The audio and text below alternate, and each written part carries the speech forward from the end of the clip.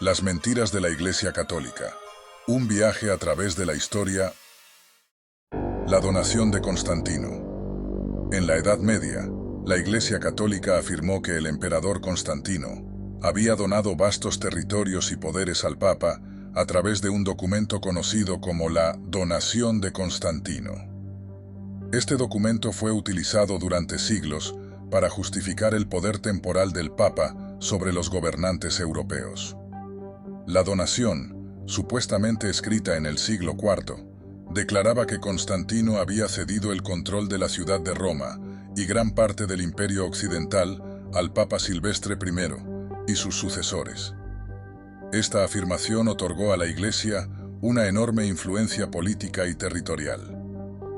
Sin embargo, en el siglo XV, el humanista y erudito Lorenzo Valla demostró que la donación de Constantino era una falsificación. A través de un análisis lingüístico y histórico, Valla mostró que el documento contenía anacronismos y un estilo de latín que no correspondía al siglo IV. Este descubrimiento sacudió los cimientos de la autoridad papal y reveló cómo la Iglesia había manipulado documentos históricos para obtener y mantener poder político.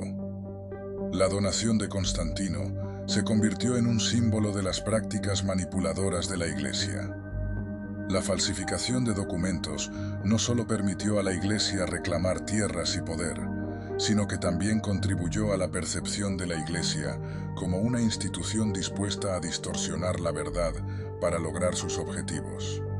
Las indulgencias y la Reforma Protestante. En el siglo XVI, la Iglesia Católica implementó la práctica de vender indulgencias, documentos que supuestamente reducían el tiempo que las almas de los fieles pasarían en el purgatorio.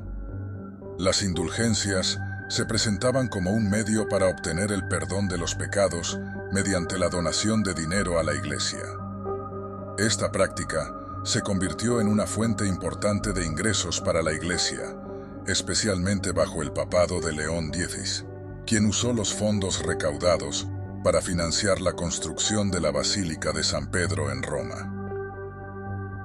La venta de indulgencias fue vista como una explotación de la fe y la espiritualidad de los fieles.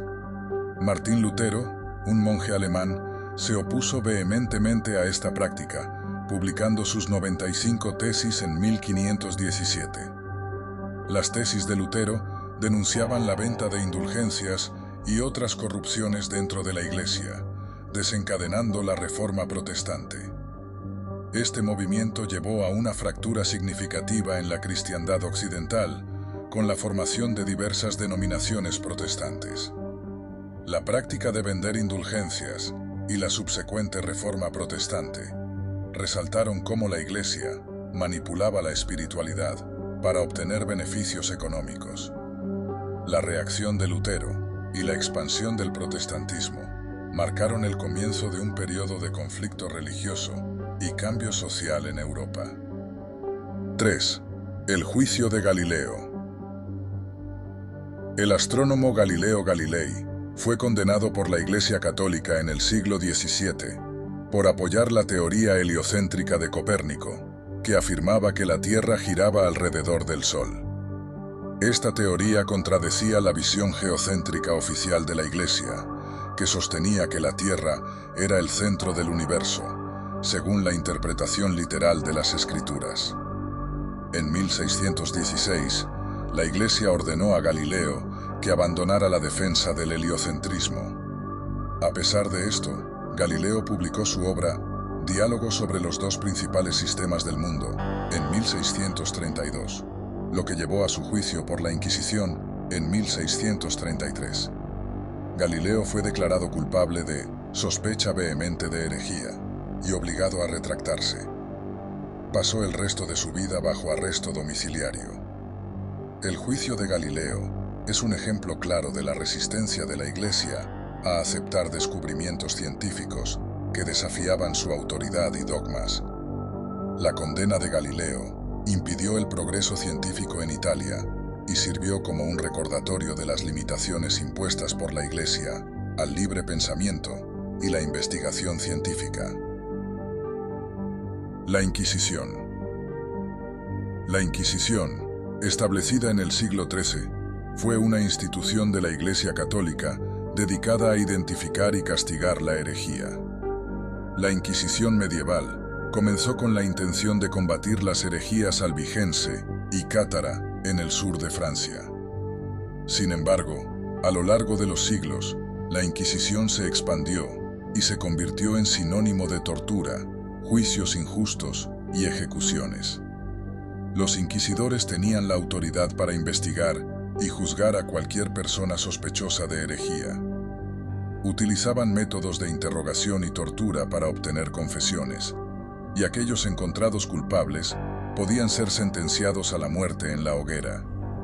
La Inquisición no solo perseguía a los herejes, sino también a judíos conversos, musulmanes, científicos y cualquier persona cuyas creencias o prácticas fueran consideradas una amenaza para la ortodoxia católica. A pesar de que se justificaba como un medio para proteger la pureza de la fe, en muchos casos, la Inquisición fue utilizada para eliminar opositores políticos y consolidar el poder de la Iglesia.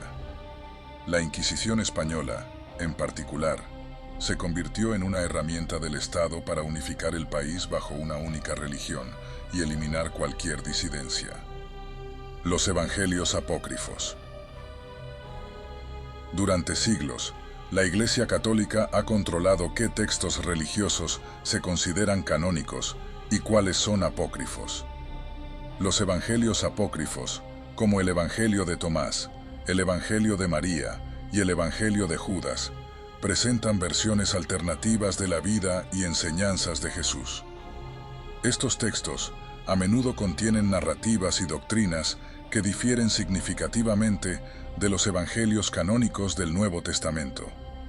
La exclusión de estos textos del Nuevo Testamento ha llevado a debates sobre la manipulación de la doctrina cristiana para consolidar el poder de la Iglesia.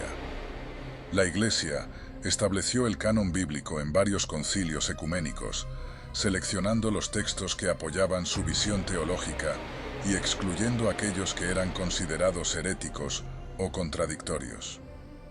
El descubrimiento de los manuscritos del Mar Muerto y la biblioteca de Nag Hammadi en el siglo XX reveló una gran cantidad de literatura apócrifa, lo que ha proporcionado una visión más completa y diversa del cristianismo temprano. Estos textos ofrecen perspectivas alternativas sobre Jesús y sus enseñanzas, lo que sugiere que el cristianismo primitivo era mucho más diverso de lo que la Iglesia ha reconocido históricamente. Los escándalos de abuso sexual. En las últimas décadas han salido a la luz numerosos casos de abuso sexual cometidos por sacerdotes y encubiertos por la jerarquía de la Iglesia. Estos escándalos han revelado una cultura de secretismo y protección de los abusadores en detrimento de las víctimas. La magnitud de estos abusos y el encubrimiento sistemático han socavado gravemente la credibilidad y la autoridad moral de la Iglesia Católica. Desde Estados Unidos hasta Australia, pasando por Irlanda y América Latina, se han documentado miles de casos de abuso sexual infantil por parte de clérigos católicos. Las investigaciones han demostrado que los líderes de la Iglesia a menudo trasladaban a los sacerdotes acusados de abuso a otras parroquias, en lugar de denunciar los crímenes a las autoridades civiles. Esta práctica permitió que muchos abusadores continuaran perpetrando sus crímenes durante décadas.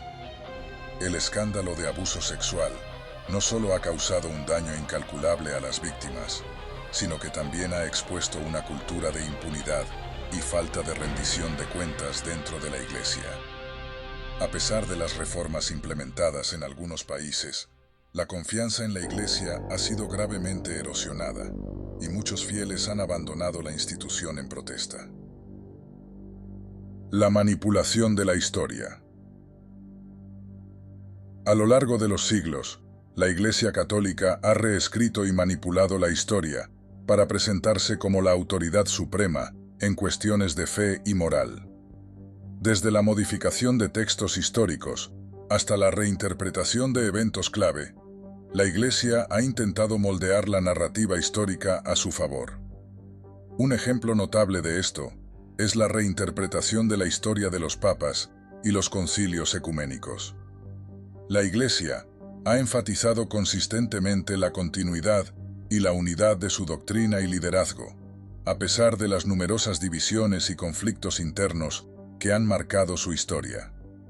La creación de hagiografías, biografías de santos, a menudo presentaba a los papas y otros líderes religiosos como figuras heroicas y sin tacha, omitiendo sus fallos y controversias. Otro ejemplo es la relación de la Iglesia con el Imperio Romano. La narrativa tradicional presenta la conversión de Constantino y la adopción del cristianismo como la religión oficial del imperio, como una evolución natural y pacífica. Sin embargo, la realidad histórica fue mucho más compleja, con numerosos conflictos y luchas de poder entre diferentes facciones cristianas y paganas.